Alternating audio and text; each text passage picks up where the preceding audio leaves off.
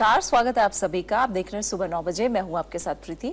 Bulletin की शुरुआत headlines के साथ। आम आदमी पार्टी ने योगेंद्र यादव और प्रशांत भूषण समेत 4 को किया पार्टी से निष्कासित। राष्ट्रीय अनुशासन समिति का फैसला, बागी गुट ने समिति की वैधता पर उठाए सवाल। भूमि अधिग्रहण पर बढ़ी तकरार, कांग्रेस ने की बिल को स्थायी समिति में भेजने की मांग। केंद्र सरकार विधेयक पारित कराने के रुख पर कायम। कश्मीर में फिर बाढ़ की चेतावनी, झेलम का जलस्तर बढ़ा, निचले इलाकों में अलर्ट जारी। पाकिस्तान और चीन बनाएंगे 3000 किलोमीटर लंबा आर्थिक गलियारा। दोनों देशों के बीच 51 समझौते। जिनपिंग के दौरे पर भारत की नजर। और सोमालिया के उत्तर पूर्वी शहर गरोवे में भीषण विस्फोट, संयुक्त राष्ट्र के 10 कार्यकर्ताओं की मौत। अल शबाब ने ली जिम्मेदारी।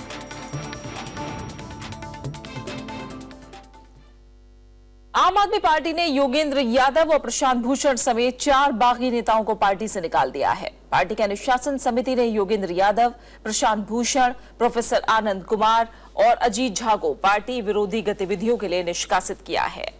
पार्टी ने इन चारों नेताओं को कारण बताओ नोटिस भेजकर जवाब तलब किया था।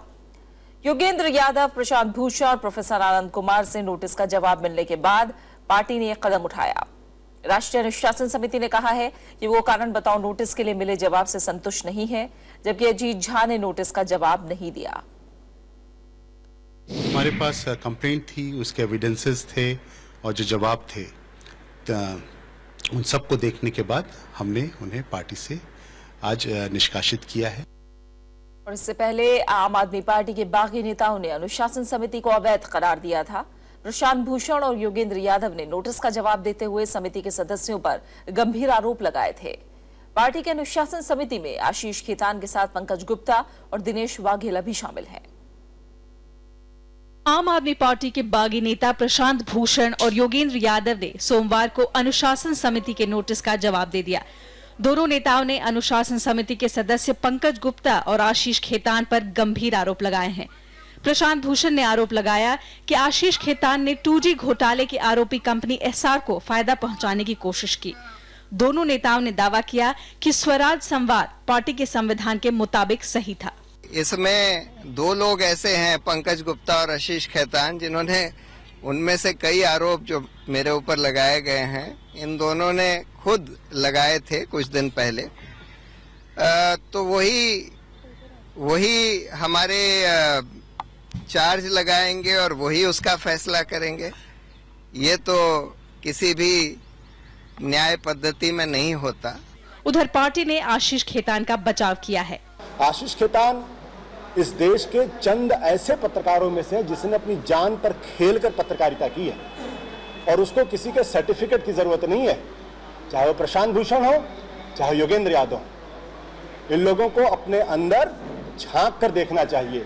योगेंद्र यादव और प्रशांत भूषण के अलावा आनंद कुमार और अजीत झा को 17 अप्रैल को नोटिस भेजा गया था। पिछले हफ्ते गुड़गांव में स्वराज संवाद का आयोजन करने और पार्टी विरोधी गतिविधियां चलाने के आरोप में अनुशासन समिति ने इन्हें कारण बताओ नोटिस भेजकर जवाब मांगा था। अनु दीवान, राज्यसभा टीवी। और कांग्रेस नए भूमि अधिग्रहण अध्यादेश की जगह लेने वाले विधेयक का पुरजोर विरोध कर रही है। कांग्रेस ने साफ संकेत दिए हैं कि भूमि बिल को संसद की स्थायी समिति को भेजा जाना चाहिए। लोकसभा में कांग्रेस नेता मल्लिकार्जुन खड़गे ने जोर देकर कहा कि कांग्रेस 2013 के भूमि अधिग्रहण बिल को ही बरकरार रखने के पक्ष में है। संसद परिसर में सोमवार शाम कांग्रेस अध्यक्ष सोनिया गांधी की अध्यक्षता में पार्टी सांसदों की बैठक हुई, जिसके बाद लोकसभा में कांग्रेस के नेता मल्लिकार्जुन खड़गे ने कहा कि सरकार बहुमत के दम पर भूमि अधिग्रहण बिल पारित कराना चाहती है। उन्होंने जोर देकर कहा कि लोकतांत्रिक तरीके से इसे स्थायी समिति को भेजा जाना चाहिए। हम कोई बिल को एक स्टैंडिंग कमेटी को भेजो कहते हैं, ओरिजिनल बिल को वही वो नहीं भेजते हैं। अगर आपको डेमोक्रेसी में विश्वास है, पीपल्स रिप्रेजेंटेटिव में अगर आप विश्वास रखते हैं, तो दोनों सदन में ये कॉन्फिडेंस गेन करना चाहिए इस मेंबर्स का। कांग्रेस का कहना है कि एनडीए सरकार बगैर मूल्यांकन के 2013 के कानून को बदल रही है। पार्टी ने केंद्र सरकार पर बड़े कारोबारियों को फायदा पहुंचाने के लिए बहुमत के गलत इस्तेमाल का आरोप भी लगाया। Bureau report, Rajya Sabha TV. Lok Sabha में विपक्ष ने भूमि अधिग्रहण कानून में बदलाव का जमकर विरोध किया और कांग्रेस समेत कई विपक्षी दलों ने इस मुद्दे पर सदन से वॉकआउट किया। इस बीच सरकार ने दोबारा जारी हुए भूमि अधिग्रहण अध्यादेश को लोकसभा में पेश किया। बजट सत्र के पहले हिस्से में लोकसभा में भूमि अधिग्रहण संशोधन विधेयक 2/3 बहुमत से पास हो चुका है, लेकिन संख्या बल में कमी की वजह से सरकार ने इसे राज्यसभा में पेश नहीं किया है। सोमवार को प्रश्नकाल के तुरंत बाद संसदीय कार्य राज्य मंत्री राजीव प्रताप रूडी ने भूमि अधिग्रहण संशोधन अध्यादेश को सदन के पटल पर रखा। इसके विरोध में Congress, Samajwadi party, JDU, RJD, TMC और सीपीएम के सांसद नारेबाजी करने लगे। गतिरोध जारी रहने पर सदन की कार्यवाही स्थगित करनी पड़ी। 2 बजे जैसे ही लोकसभा की कार्यवाही शुरू हुई, कांग्रेस नेता मल्लिकार्जुन खड़गे ने आरोप लगाया कि सरकार भूमि अधिग्रहण पर बैकडोर का रास्ता अपना रही है। राज्यसभा को आपने प्रॉक करके उसको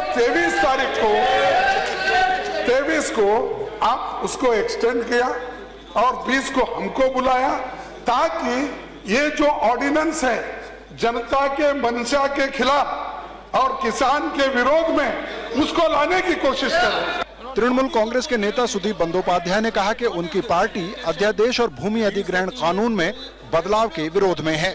Trinamool Congress opposed it. Our leader Mamata Banerjee led a rally opposing this ordinance, which has been introduced. We totally oppose and walk out against this ordinance. सरकार ने विपक्ष के विरोध को दुर्भाग्यपूर्ण बताया। संसदीय कार्य मंत्री ने कहा कि अध्यादेश को संसद के पटल पर रखना संवैधानिक रूप से जरूरी होता है। उन्होंने कहा कि बिल पेश होने के बाद ही सांसदों को अपना विरोध दर्ज कराना चाहिए। लैंड एक्विजिशन बिल लोकसभा से 3/4 बहुमत से पारित हो चुका है और दोबारा जब ऑर्डिनेंस जारी किया तो हमको सदन में उसको रखना है, इसलिए रख दिया। जब चर्चा में आएगा तब उनका पॉइंट ऑफ व्यू क्या है, नया तथ्य क्या सामने आया, उनको नया कारण क्या है इसको विरोध करने के लिए, वो बता सकते, विरोध भी कर सकते। भूमि अधिग्रहण विधेयक लोकसभा से पारित हो चुका है, लेकिन राज्यसभा में इसे सरकार ने अभी तक पेश नहीं किया। 3 अप्रैल को सरकार ने दोबारा भूमि अध्यादेश जारी किया था, लेकिन विपक्ष को पता है कि लोकसभा में सरकार के पास पूर्ण बहुमत है, लेकिन वो इस मुद्दे पर सरकार को घेरने का मौका नहीं छोड़ेगी। भूमि अधिग्रहण कानून के मसले पर लोकसभा में विपक्ष की तरफ से जमकर जोर आजमाइश हुई और ये जोर आजमाइश अभी और होगी, क्योंकि सरकार का कहना है कि भूमि अधिग्रहण कानून में बदलाव के बिना विकास संभव नहीं है, तो विपक्ष का कहना है कि 2013 के कानून में किसानों को जो अधिकार दिए गए थे, इन संशोधनों से वो अधिकार छीने जा रहे हैं। कैमरामैन संजय कुमार के साथ श्याम सुंदर, राज्यसभा टीवी, दिल्ली। कांग्रेस उपाध्यक्ष राहुल गांधी ने केंद्र सरकार को किसान विरोधी और उद्योगपतियों के लिए काम करने वाली सरकार बताया है। लोकसभा में कृषि संकट पर चर्चा के दौरान उन्होंने बेमौसम बारिश और ओलावृष्टि से फसलों को हुए नुकसान के सरकारी आकलन पर सवाल खड़े किए। जवाब में कृषि मंत्री राधामोहन सिंह ने कहा कि किसानों को पहले की किसी भी सरकार की तुलना में ज्यादा मुआवजे का ऐलान हुआ है। सुझाव दे रहा हूं, प्रधानमंत्री जी को लोकसभा में नियम 193 पर कृषि संकट पर बहस के दौरान राहुल गांधी ने सीधे प्रधानमंत्री नरेंद्र मोदी पर हमला किया। उन्होंने कहा कि प्रधानमंत्री को खुद किसानों को हुए नुकसान की सुध लेनी चाहिए। राहुल गांधी ने कहा कि केंद्र सरकार ने फसलों के समर्थन मूल्य में मामूली बढ़ोतरी की है। कांग्रेस उपाध्यक्ष ने फसलों को हुए नुकसान के आकलन के मामले पर भी सरकार को निशाने पर लिया। एक्सपर्ट्स कहते हैं कि 180, देश के प्रधानमंत्री कहते नहीं, बोलने दीजिए, देश के प्रधानमंत्री कहते नहीं, जो एक्सपर्ट्स कह रहे हैं वो गलत है। मैं जानता हूं 106 लाख हेक्टेयर पर असर हुआ है। उसके बाद आपकी एग्रीकल्चरल मिनिस्ट्री कहती है नहीं भैया, प्रधानमंत्री जी गलत कह रहे हैं, 80 लाख हेक्टेयर इफेक्टेड है। तो सबसे पहले आप हमें बताइए, एक्सपर्ट सही कह रहे हैं, प्रधानमंत्री सही कह रहे हैं, या आपकी एग्रीकल्चरल मिनिस्ट्री सही कह रही है? राहुल गांधी ने मोदी सरकार पर किसान विरोधी होने का आरोप लगाया और कहा कि सरकार उद्योगपतियों के लिए काम कर रही है। जमीन की जो कीमत है वो तेजी से बढ़ रही है और आपके जो कॉर्पोरेट दोस्त हैं वो उस जमीन को चाहते हैं। और आप क्या कर रहे हो? एक तरफ से सुनिए, आप क्या कर रहे हो? एक तरफ से किसान को, मजदूर को आप कमजोर कर रहे हो, और उसके बाद जब वो कमजोर होगा, जब वो खड़ा नहीं होगा अपने पैरों पे, फिर आप उसको अपने ऑर्डिनेंस की कुल्हाड़ी मारोगे। सरकार की तरफ से बहस का जवाब कृषि मंत्री राधा मोहन सिंह ने दिया। उन्होंने कहा कि सरकार ने फसलों के नुकसान के जो आंकड़े जारी किए हैं वो राज्य सरकारों से मिले हैं। कृषि मंत्री ने कहा कि फसलों के नुकसान के मामले में सरकार ने बढ़े हुए मुआवजे का ऐलान किया है। जानकारी मिलने में एजेंसी ठीक नहीं रही होगी। ये 180 लाख हेक्टेयर का नुकसान राज्य सरकारों ने बताया था। फिर राज्य सरकारों ने 106 लाख हेक्टेयर का बताया था, लेकिन प्रधानमंत्री जी ने जब वीडियो कॉन्फ्रेंसिंग पर बात की तो राज्य सरकारों ने 80 लाख हेक्टेयर बताया था। कृपया इसको सुधार कर दें। कृषि संकट पर बहस में हिस्सा लेते हुए राहुल गांधी पूरे रंग में नजर आए। उन्होंने न सिर्फ लय में अपनी बात रखी बल्कि सत्ता पक्ष की टोका टोकी पर भी चुटकी ली। श्याम सुंदर, राज्यसभा टीवी। बेमौसम बारिश और ओलावृष्टि से प्रभावित किसानों को राहत देने के लिए केंद्र ने खरीद मानकों में और ढील देने की घोषणा की है। सरकार ने गेहूं के मुरझाए और टूटे फूटे दानों के लिए मूल्य कटौती में और कमी कर दी है। हरियाणा, राजस्थान और मध्य प्रदेश के अनुरोध को ध्यान में रखते हुए केंद्रीय उपभोक्ता मामले, खाद्य और सार्वजनिक वितरण मंत्रालय ने यह निर्णय लिया है। सरकार ने हरियाणा, मध्य प्रदेश और उत्तर प्रदेश के किसानों के लिए कटौती की जो दर घोषित की है उसके हिसाब से 6 से 8% दर मुरझाए और टूटे फूटे दानों के लिए प्रति क्विंटल ₹3.63 काटे जाएंगे। 8% से ज्यादा 10% तक मुरझाए दानों में प्रति क्विंटल ₹7.25 ही काटे जाएंगे। केंद्रीय मंत्री गिरिराज सिंह ने कांग्रेस अध्यक्ष सोनिया गांधी के खिलाफ अभद्र टिप्पणी के लिए लोकसभा में खेद जताया। कांग्रेस सदस्यों ने लोकसभा में यह मुद्दा उठाया था और गिरिराज सिंह को मंत्रिमंडल से बर्खास्त करने की मांग की थी। विपक्ष ने इस पर प्रधानमंत्री नरेंद्र मोदी के बयान की भी मांग की, जिसे सत्ता पक्ष ने नकार दिया। लोकसभा में सोमवार को प्रश्नकाल के दौरान केंद्रीय मंत्री गिरिराज सिंह ने कांग्रेस अध्यक्ष सोनिया गांधी के खिलाफ कुछ दिन पहले दिए आपत्तिजनक बयान पर अफसोस जाहिर किया। गिरिराज सिंह ने कहा कि उनकी मंशा किसी को अपमानित करने या दुख पहुंचाने की नहीं थी।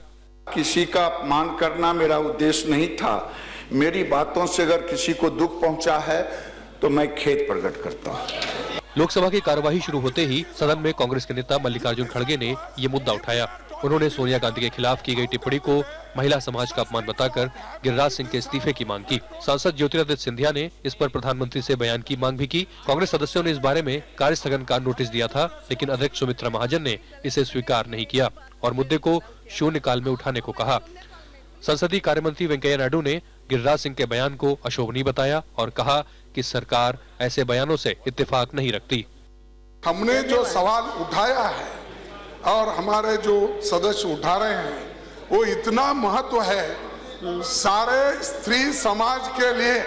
देश में एक आज चिंताजनक स्थिति उत्पन्न हो चुकी है। बार बार सरकार में बैठे हुए सांसद और अनेक गठबंधन दल के सांसद ऐसे अशोभनीय टिप्पणी कर रहे हैं जिसके आधार पर देश में सद्भाव का वातावरण ही पूरी तरह से चूर-चूर हो रहा है।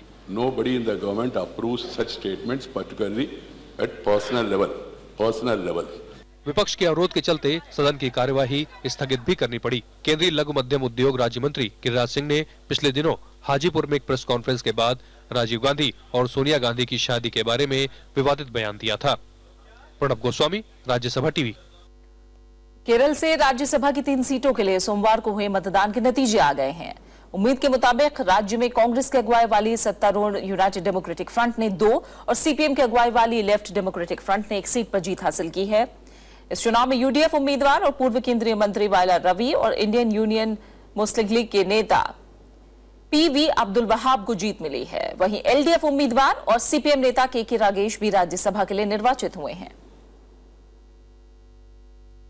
प्रधानमंत्री नरेंद्र मोदी ने छुआछूत को हर रूप में निंदा करते हुए कहा है कि देश में इसकी कोई जगह नहीं होनी चाहिए। उन्होंने कल दिल्ली में डॉक्टर बीआर अंबेडकर अंतर्राष्ट्रीय केंद्र की आधारशिला रखी।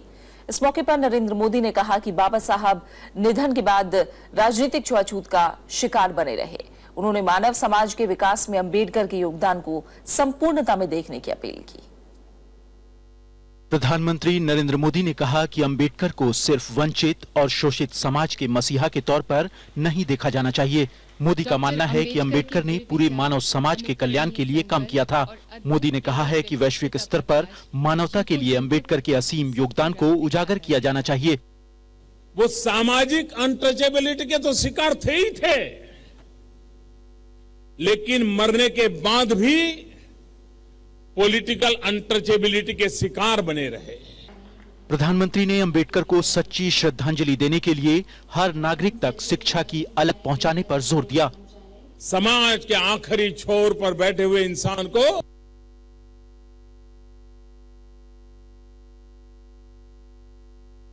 और फिलहाल यहां रुक रहे एक छोटे से ब्रेक के लिए, जल्द वापस लौटेंगे।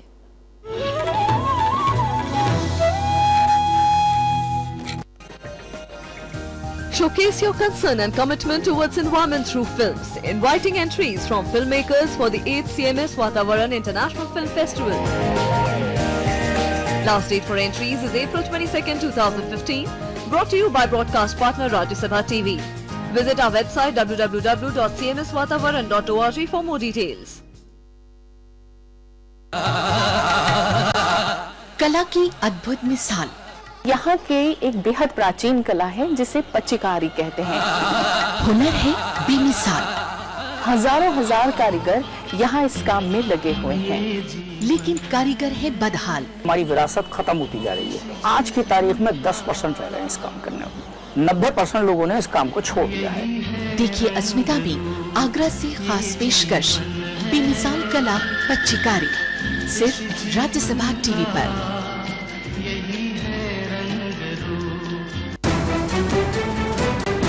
A new government in New Delhi. New faces. People are not investing because they are scared of your tax administration. New thinking. The auction process is a fair and good process. We cannot have a one-size-fits-all reform policy. For insights and perspective. Judiciary should be more concerned about corruption within itself. The Modi government slogan of अच्छे दिन आने वाले हैं. Soon the people's slogan will be हमारे पुराने दिन लौटा दो. The biggest show on economic policy. Watch State of the Economy.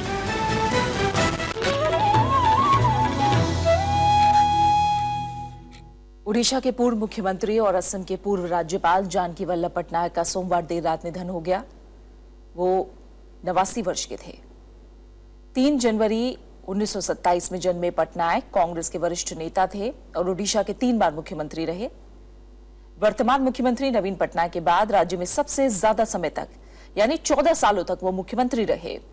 1980 में पहली बार मुख्यमंत्री बने और 1989 तक वो लगातार 2 बार मुख्यमंत्री रहे।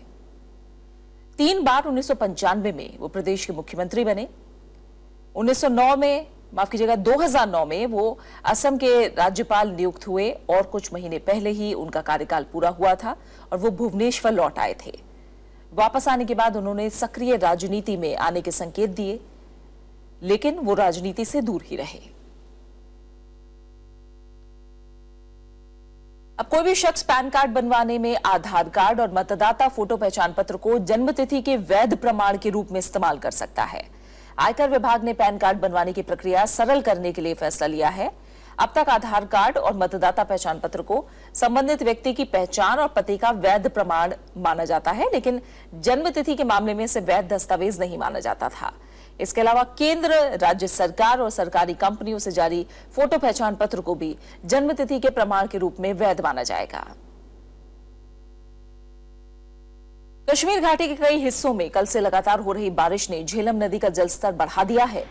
दक्षिण कश्मीर के संगम में और राम मुंशीबाग में 2 जांच बिंदुओं पर पानी का स्तर खतरे के निशान को पार कर चुका है। दिन भर हुई बारिश के चलते पानी का स्तर करीब 7 फुट ऊपर आ गया।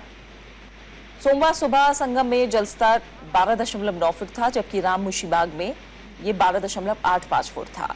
लेकिन शाम 5 बजे संगम का स्तर 19.9 फुट और राम मुंशीबाग का जलस्तर 16.7 फुट हो गया। निचली जगहों पर रहने वालों को सावधान रहने को कहा गया है।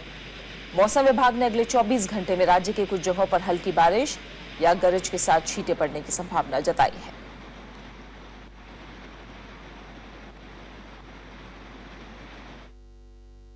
पोरबंदर के तट पर सोमवार को पाकिस्तानी नौका जब्त की गई।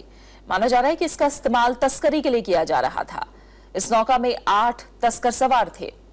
रक्षा सूत्रों ने बताया है कि ये भारतीय नौसेना और तटरक्षक बल का संयुक्त अभियान था। हालांकि इस बारे में आधिकारिक तौर पर अब तक कुछ खास जानकारी नहीं दी गई है, लेकिन इंडियन एक्सप्रेस के मुताबिक 2 पाकिस्तानी नौकाओं पर सवार तस्करों के पास से सैटेलाइट फोन भी बरामद किए गए हैं। कोस्ट गार्ड ने तस्करों के पास से 140 किलोग्राम से ज्यादा हेरोइन जब्त की है।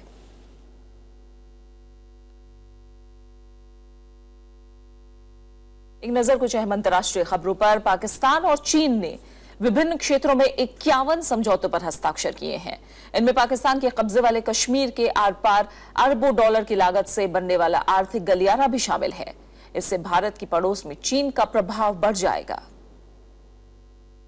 चीन के राष्ट्रपति शी जिनपिंग पाकिस्तान की पहली सरकारी यात्रा पर हैं। यात्रा के पहले ही दिन उन्होंने 3000 किलोमीटर लंबे चीन पाकिस्तान आर्थिक गलियारे की महत्वाकांक्षी परियोजना का अनावरण किया। ये गलियारा चीन के अल्प विकसित दूरस्थ पश्चिमी क्षेत्र शीगचांग को पाकिस्तान के ग्वादर समुद्री बंदरगाह से जोड़ेगा। खास बात यह है कि ये गलियारा पाकिस्तान के कब्जे वाले कश्मीर से होकर जाएगा। इसे सड़कों, रेलवे, व्यापार क्षेत्रों, ऊर्जा योजनाओं और पाइपलाइनों के बड़े नेटवर्क के जरिए जोड़ा जाएगा।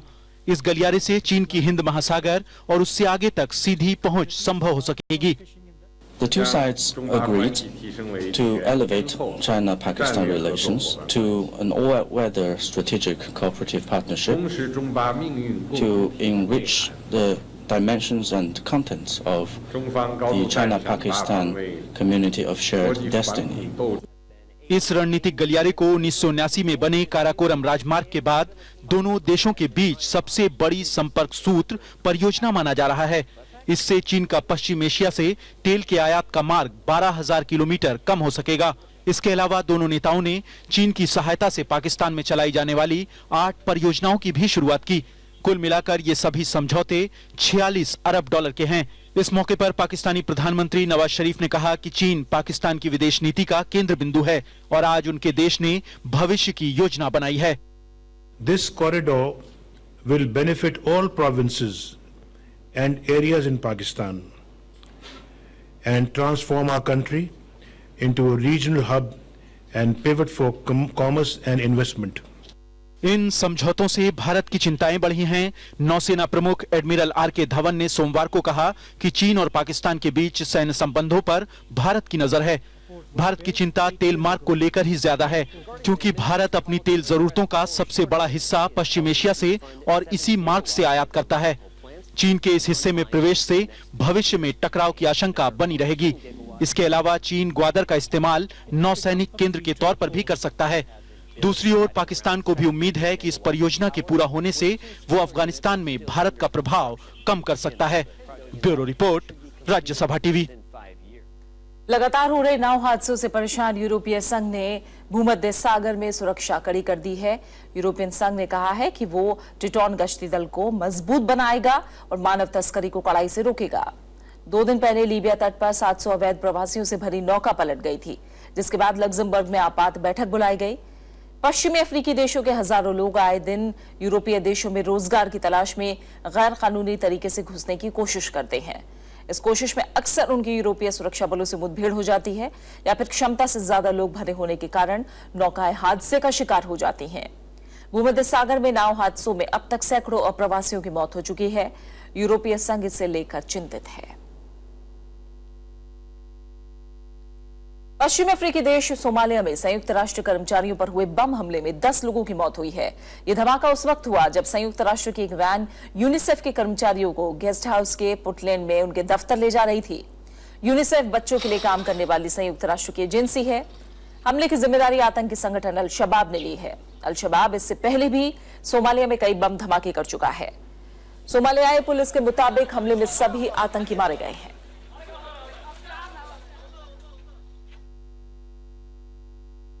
और इसी के साथ फिलहाल इस बुलेटिन में इतना ही। जाते जाते एक नजर हेडलाइंस पर।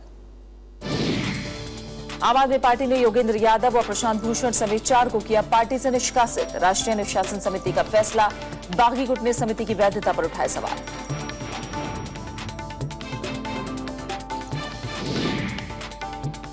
भूमि अधिग्रहण पर बड़ी तकरार, कांग्रेस ने की बिल को स्थायी समिति में भेजने की मांग। केंद्र सरकार विधेयक पारित कराने के रुख पर कायम।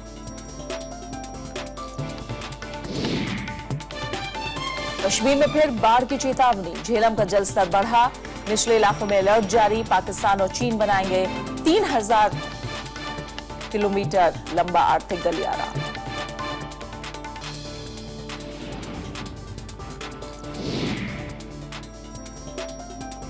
पाकिस्तान और चीन बनाएंगे 3000 किलोमीटर लंबा आर्थिक गलियारा। दोनों देशों के बीच 51 समझौते।